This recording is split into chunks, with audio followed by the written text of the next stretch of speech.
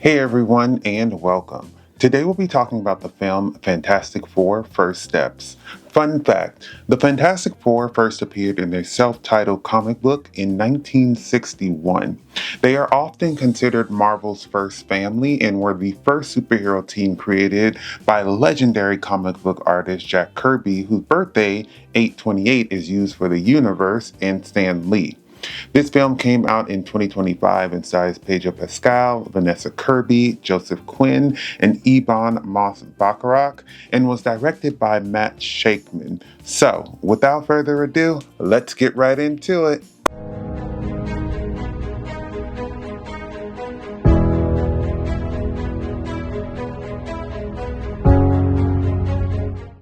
Fantastic Four First Steps follows the team who have been fighting crime for a couple of years.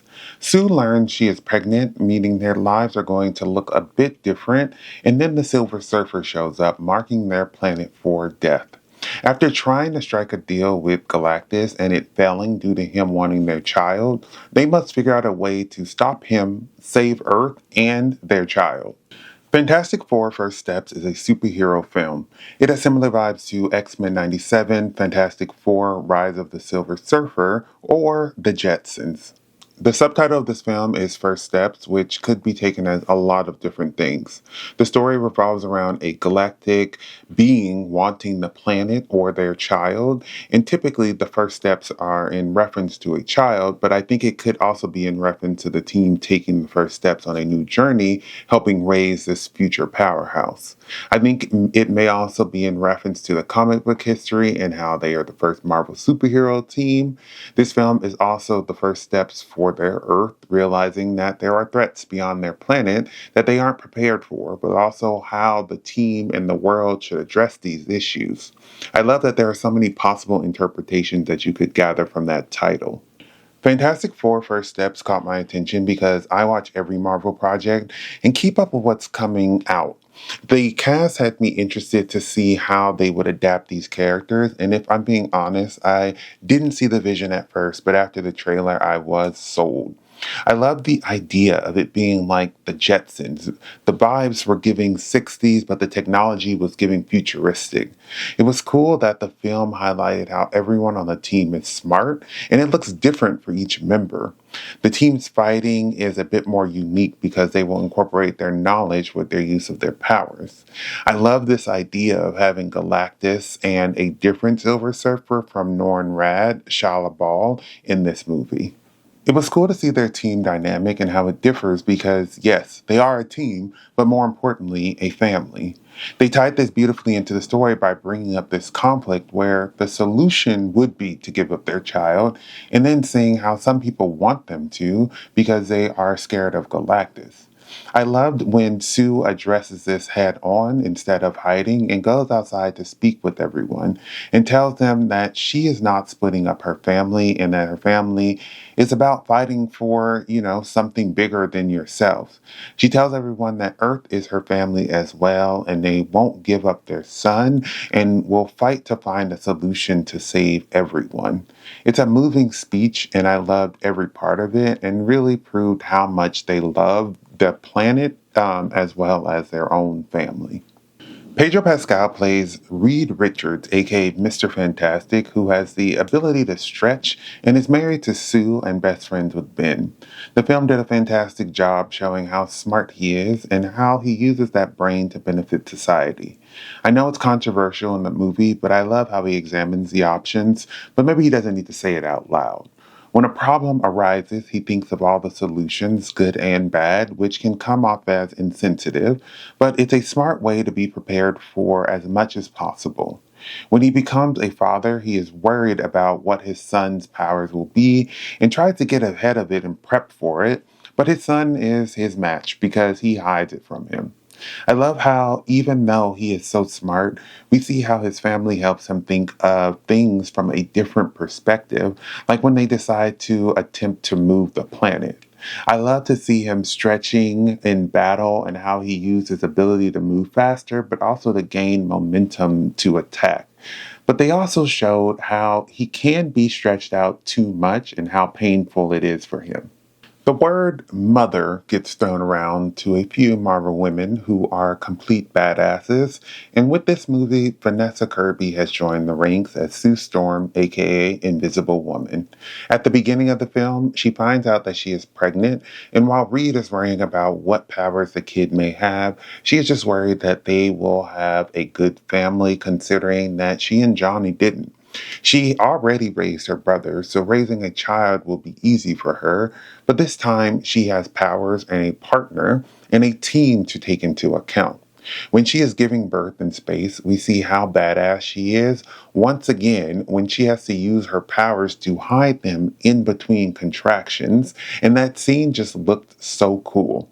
I love how she has amazing people skills and is the best person to negotiate because she does a better job speaking to humans like humans, unlike Reed, who sometimes can come off as robotic. She is good at reading people as well, which makes sense because as someone who has to deal with so many personalities in her job, she has to know how to guide her conversations and think like others sometimes. She is the heart of the team and the one who truly brings them together, the strongest one, and best believe if you get in her way, she will move you. Sue is a force to be reckoned with, and I just love how the film makes sure to highlight that in a variety of states pregnant, not pregnant, or in labor. Johnny Storm, aka the Human Torch, is played by Joseph Quinn, who is a hothead and the youngest member of the team, but keeps things fun. This film dialed down on his cockiness and flirtatious attitudes, but still makes sure they are included. But, focuses a little bit more on the shit talking he does with Reed and Ben. I love how he and Sue really seemed related, and you could see he felt more comfortable talking to her about serious things because she listened and he seemed to be excited by her acknowledgement that he is helping, which shows more of their relationship and how she raised him. I loved how they showed how his powers are more than just producing fire. He can also absorb it too, and when he is carrying someone, he can ensure that they don't get burned.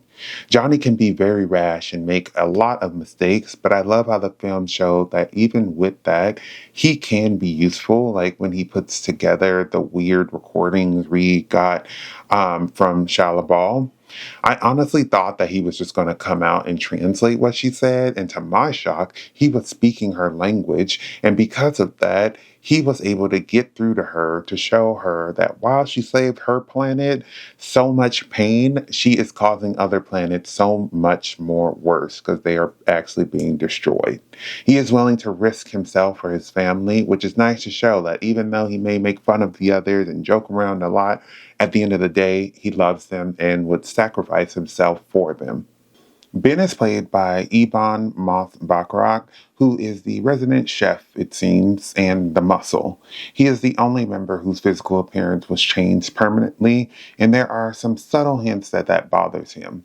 He's Reed's right-hand man and tries to help support the team and his found family. The film shows that even though he may look scary, he's just a big teddy bear, and everyone loves him.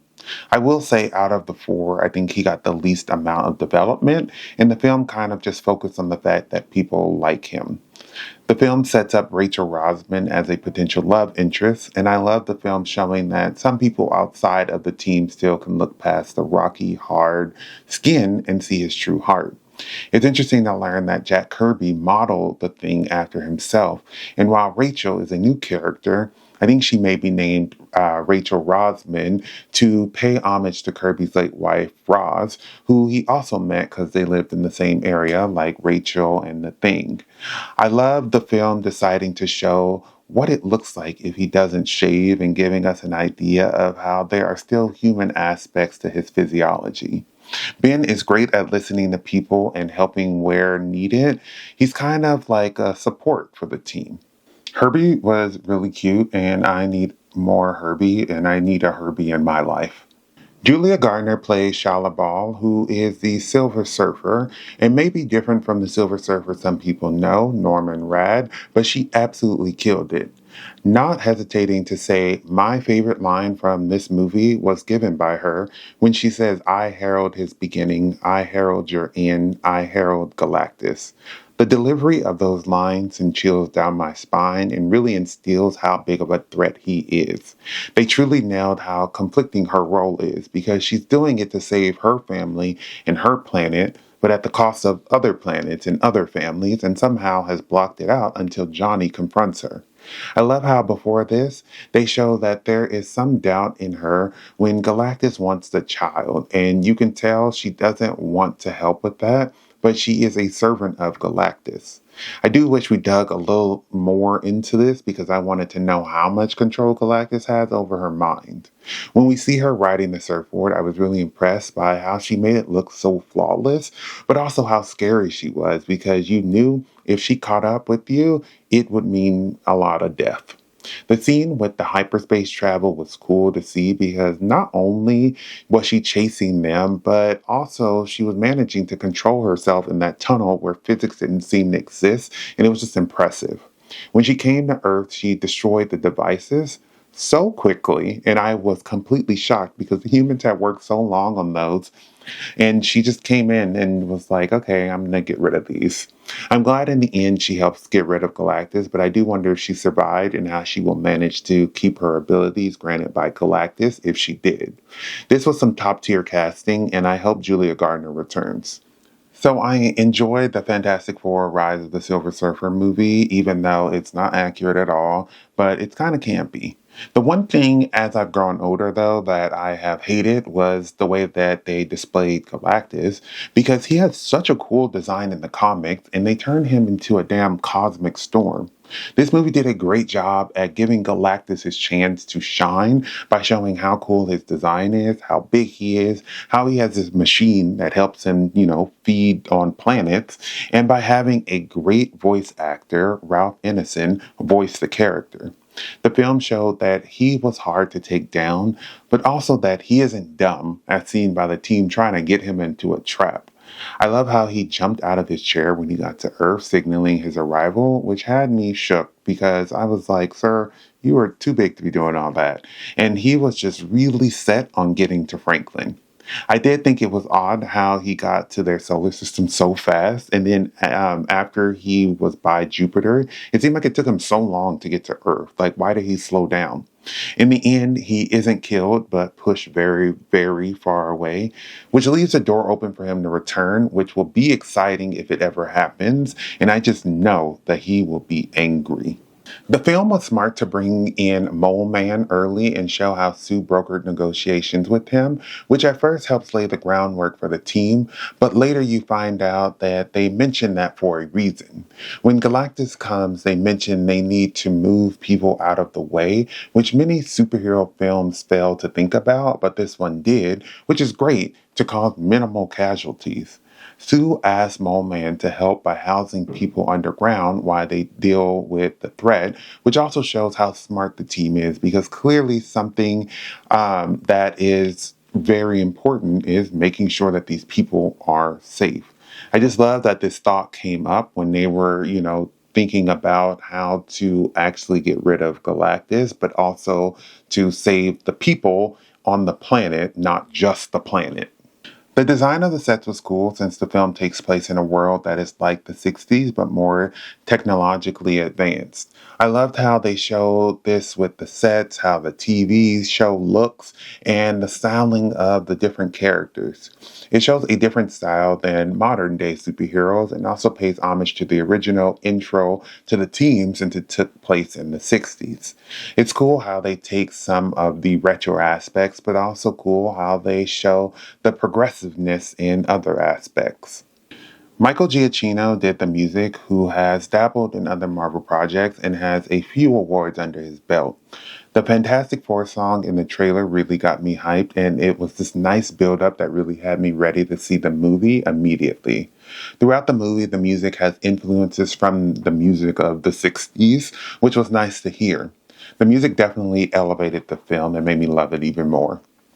My favorite part of the film was Sue and the Silver Surfer. Sue really showed how empathetic she could be. She knew how to communicate well with people, and she is a powerhouse on the battlefield. When Galactus took her child, she came back in full force and didn't care that it would kill her as long as her child was safe. Sue did not hold off on Galactus. She pushed that giant cosmic being to the portal by herself. The Silver Surfer comes off as this evil being, but when we learn more about her, we learn it's not that simple.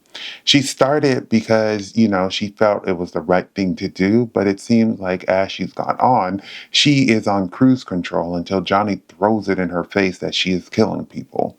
She was a badass and didn't go down easily and was a force to be reckoned with.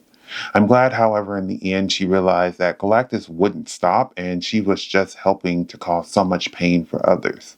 Both of these characters really stood out because they were just great characters and really became a highlight of the film, and the acting was fantastic. And it really stood out for me. Fantastic Four First Steps is a great intro for the team into the MCU. The cast was great and the setting was interesting and felt different from most modern superhero movies. I'm interested to see how they cross over with other teams in the future, but also how their powers will grow and evolve, and how Franklin's will too, but also how Doom plays a part in all of this, since he is in the end credits. They'll be back in Avengers Doomsday, and I'm excited to see them return. Thank you for watching my video. I would love to hear your thoughts down below in the comments. If you have not subscribed, please do so you can keep up to date with more of my videos. But besides that, everyone stay safe, have fun, and goodbye.